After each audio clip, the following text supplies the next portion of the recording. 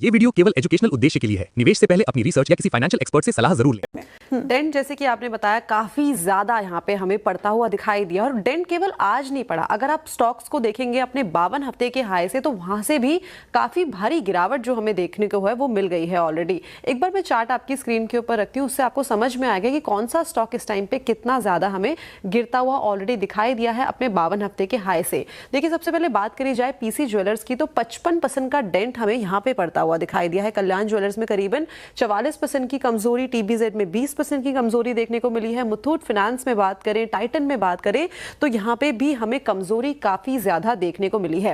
अब अगर हम बात करें सोने की तो सोने में देखिए अपने हाई से करीब 14% की गिरावट जो है वो देखने को ऑलरेडी मिल गई है। चांदी में तो ये जो गिरावट है काफी ज्यादा बढ़ती हुई दिखाई दी है। चांदी करीबन अपने हाई से 45% तक लुढ़कता हुआ दिखाई दिया है। और आज हम जानते हैं कि एमफी का डेटा आया था।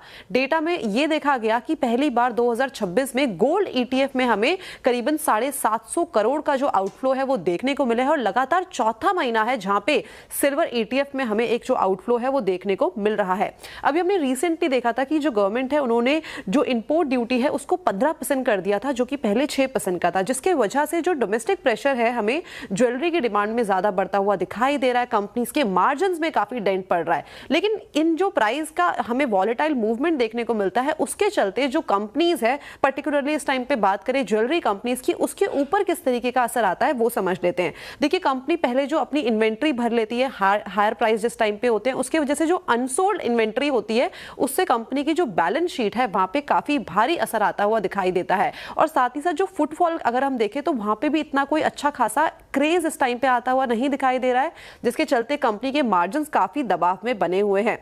यही नहीं बल्कि जो इंपोर्ट ड्यूटी है उसके चलते भी बहुत सारे जो प्रोक्योरमेंट के कॉस्ट है वो बढ़ते हुए दिखाई देते हैं और हर बार कंपनी जो है ना अपने बायर्स को ये जो कॉस्ट है पास ऑन करती हुई नहीं दिखाई देती है। अब बात इस टाइम पे करी जाए गोल्ड फाइनेंस कंपनीज की तो वहां पे देखिए गिरते सोने के दाम से जो सोना प्लेज करा हुआ है उसकी जो वैल्यू है वो घटती है। आरबीआई के 75% एलटीवी रूल से जो एनपीए का रिस्क है वो काफी ज्यादा बढ़ गया है। पर ग्राम मिलने वाला जो लोन है वो घट सकता है। लोन डिस्बर्समेंट यहाँ पे हमें कम होता हुआ दिखाई दे सकता है। होगा क्या होगा, ये जो कंपनी की एयूएम है वहां पे काफी बड़ा डेंट पड़ सकता है और जो मार्जिन्स है वो और भी स्क्वीज हो सकते हैं। ये कुछ रीजंस है जिसके चलते यहां पे हमें भारी गिरावट देखने को मिली है।